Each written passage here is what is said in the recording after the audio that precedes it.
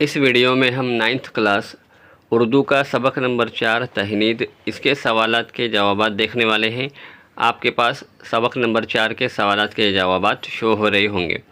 इस वीडियो के अंदर सवालात के जवाबात को काफ़ी हद तक छोटा रखने की कोशिश की गई है ताकि आपको समझने में, पढ़ने में, याद करने में और लिखने में आसानी हो।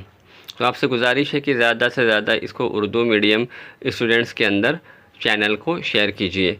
चैनल का नाम है VR लर्नर्स। इससे पहले हमने ऑलरेडी काफ़ी सारे वीडियोस अपलोड कर चुके हैं, आप उसको भी देखिए। यहाँ पर आपके पास सबक नंबर 4 शो हो रहा होगा। इस तरह से आप इसको देखते जाकर करते रहिए।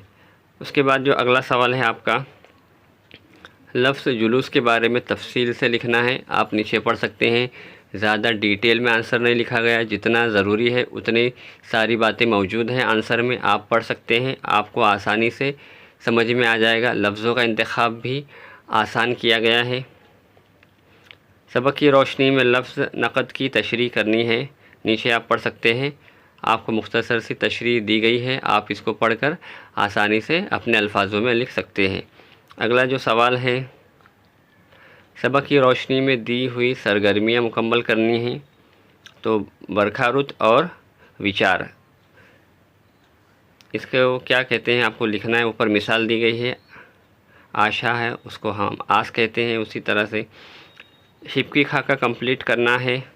और उसी के नीचे है, सबक में जिन ज़बानों का ज़िक्र किया गया है उनके अलावा 2 ज़बानों के नाम लिखना है। यहाँ पर नीचे लिखा हुआ है, आप कोई और भी लिख सकते हैं, ज़रूरी नहीं कि वही लिखे। इसके बाद यहाँ पर लास्ट क्वेश्चन है 2, इस वाले पेज पर जाकर आपका सबक नंबर 4 तहनीद मुकम्मल होता है। उम्मीद करते हैं कि आज की वीडियो आपको बहुत ही ज़्यादा पसंद आई होगी। वीडियो को ज़्यादा से ज़्यादा शेयर कीजिए।